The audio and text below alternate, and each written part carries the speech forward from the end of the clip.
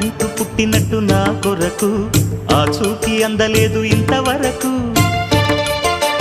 వచ్చింది గాని ఈడు ఒంటి వరకు వేధించలేదు నన్ను జంట కొరకు చూశాక ఒక్కసారి ఇంత వెలుగు నా వంక రాను అంది కంటి కునుకు ఈ అల్లరి గారడి